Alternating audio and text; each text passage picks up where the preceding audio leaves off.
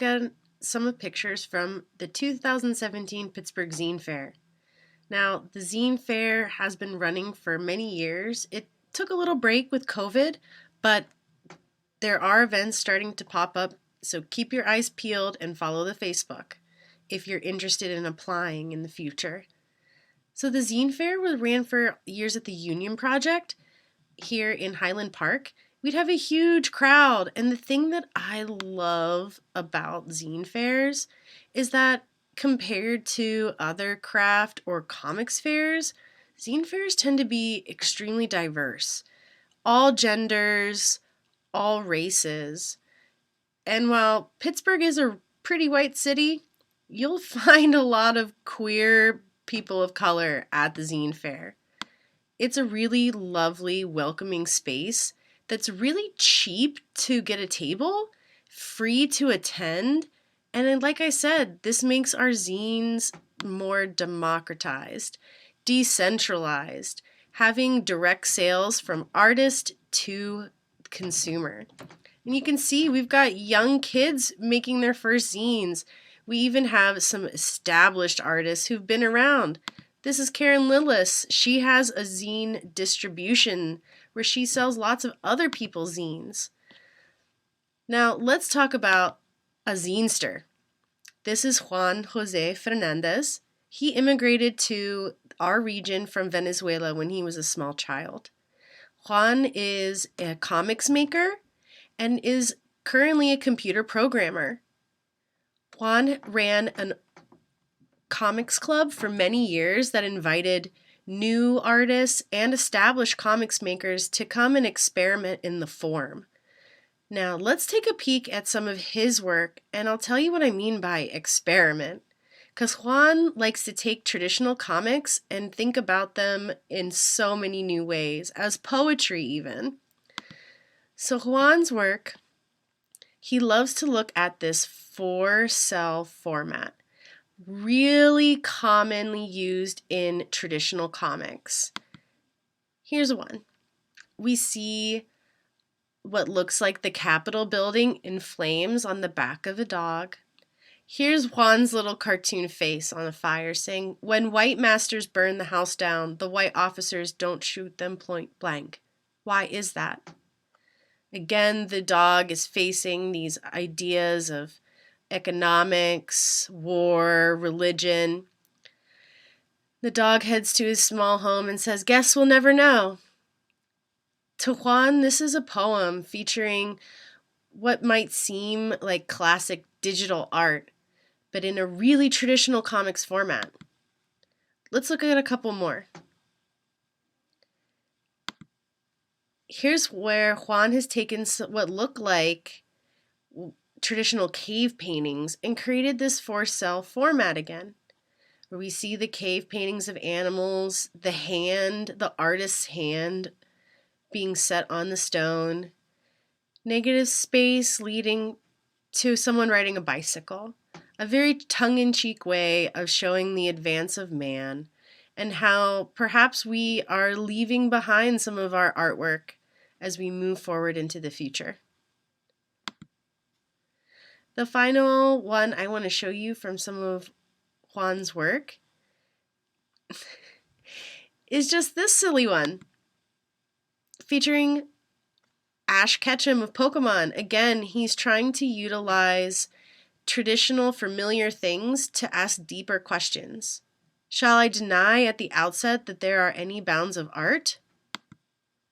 Or that art is in any sense an enclosure, a province fenced off and set apart from the rest, any more than religion is an enclosure, though so many people would like to make it so. Art is commensurate with the human spirit. I should even deny that there are any principles of art in the sense that there are principles of mechanics or of mathematics. Art has but one principle, one aim, to produce an impression, a powerful impression, no matter by what means or if it be by reversing all the canons of taste and criticism. So that's his idea of using even Instagram as a way to use the slides as cells of a comic and using what seem like really familiar images that might welcome us in to bring a deeper message. Now, let's think about his work and read a little bit about what immigration is like here in Pittsburgh. So first off, I want to show you this. This is from Vibrant Pittsburgh, an organization that works with immigrants and any new Pittsburghers to bring into the workforce and make a more vibrant city. Growing a diverse workforce and brighter future for our region is their tagline. So let's look at the demographics. So within the city of Pittsburgh, the foreign-born population is about 8% of the population. So about 24,000 out of 306,000 city residents. Close to 9,000 are U.S. citizens, and there's about 15,500 that are still non-citizens. Compared to Pennsylvania at large, there's about 5-8% of Pennsylvanians are foreign-born. So we have a large amount compared to the rest of our state of foreign-born population, and especially non-citizens. So the Pittsburgh MSA, that means Metro Statistical Area, that includes some of our suburbs that are still really close and connected and part of our economy. The total Asian population is close to 50,000 people, about 2.5%, and the Latino population is about a little over 30,000. That's 1.3%.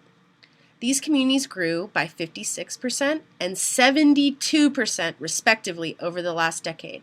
That means the Asian population grew 56 and the Latino population grew 72. I want to go quick down here.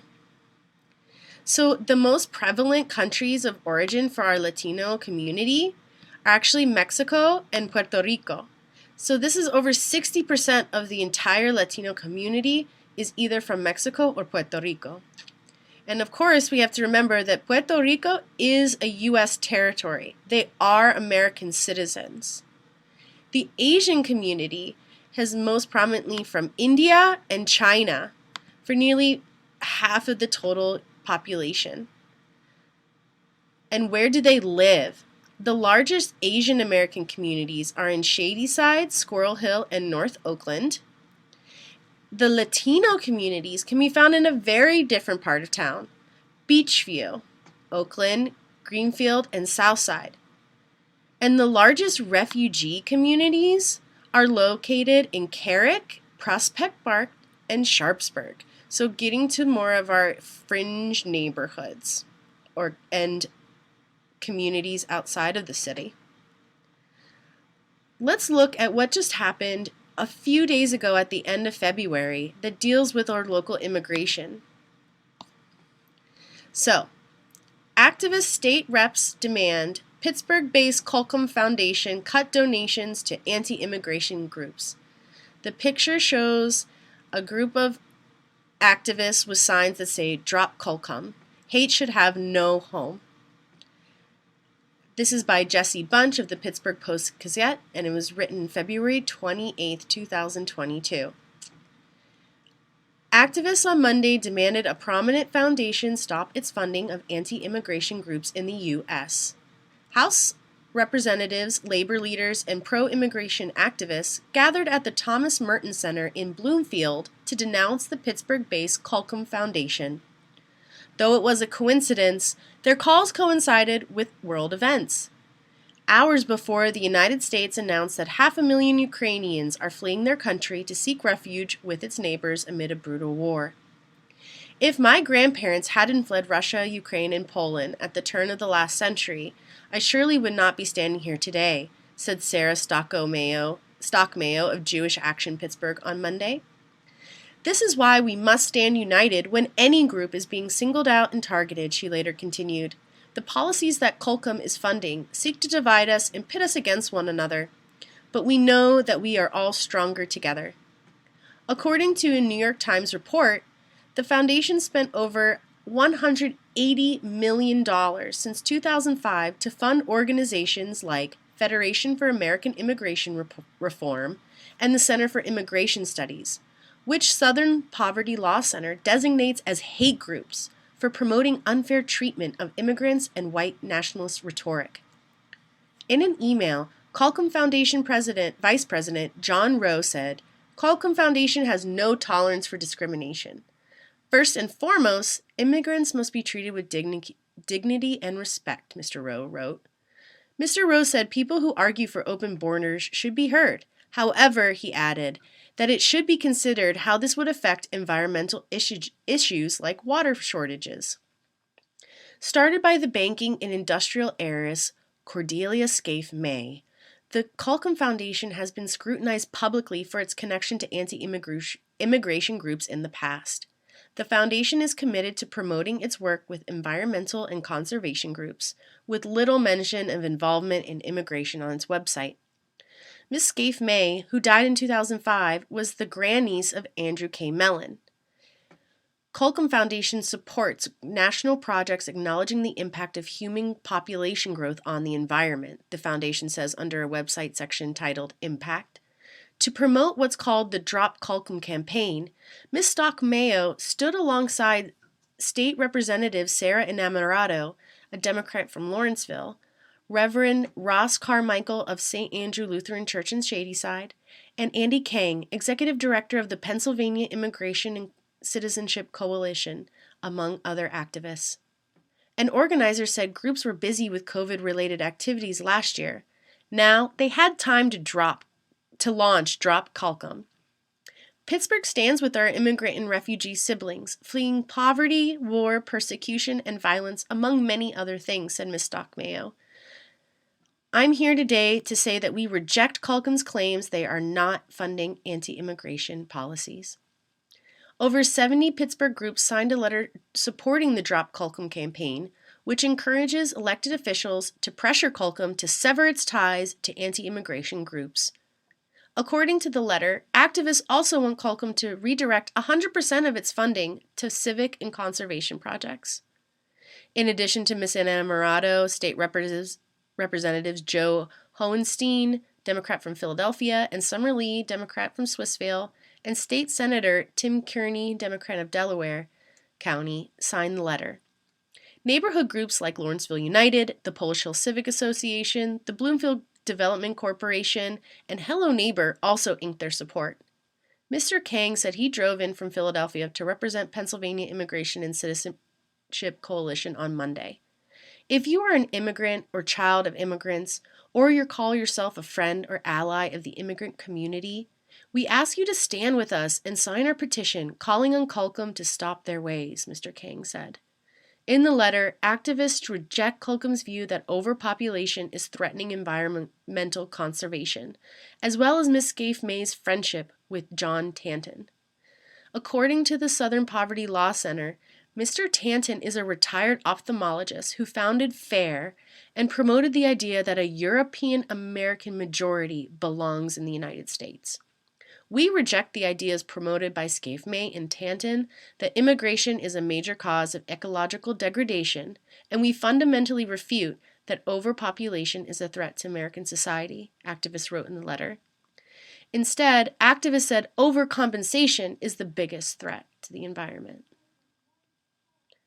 Now, let's get out our mini-zines and take some time to process what we've read, the art we've seen, and work together and have a great conversation.